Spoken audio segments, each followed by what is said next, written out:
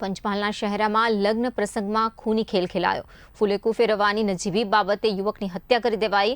ડેમલી નવી વસાહત ગામે 26 વર્ષના નિમેશ ડામોરની હત્યા થઈ છે. સગા કાકાના દીકરાઓએ ગળું દબાવી મોતને ઘાટ ઉતાર્યો.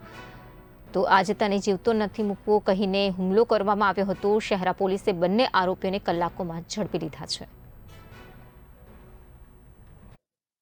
ગઈકાલે રાત્રે 11 વાગે ડેમલી ગામ ખાતે નવી વસાહત જે આવેલી છે ત્યાં એક કલ્પેશભાઈ લક્ષ્મણભાઈ ડામોર નામનું લગ્ન પ્રસંગ હતો અને આ કલ્પેશભાઈનું ફુલેકુ લઈ જવા માટે જે મરણ જનાર મિનેશભાઈ ડામોર છે તથા તેમના પત્ની તથા ઘરવાળાઓ આ જે કલ્પેશભાઈ છે એમનું ફુલેકુ લઈ જવા બાબતે બોલાચાલી થયેલી, જે બાબતે આરોપી પક્ષે ફુલેકુ લઈ જવાની ના પાડતા બંને પક્ષ વચ્ચે મારામારી ઝપાઝપી થયેલી અને તે દરમિયાન આરોપીઓએ આ જે મરણ જનાર મિનેશભાઈ છે એમને નીચે પાડી દઈ તેમની પર બેસી જઈ અને આરોપી જે પ્રકાશભાઈ ડામોર છે એમણે ગળું દબાવીને તથા જે બીજા આરોપી છે દીપકભાઈ ડામોર એમણે ગળદાપાટુનો માર મારીને જે મિનેશભાઈ ડામોર છે એમને મોતને ઘાટ ઉતારેલા અને તે બાબતે શહેરા પોલીસ સ્ટેશન ખાતે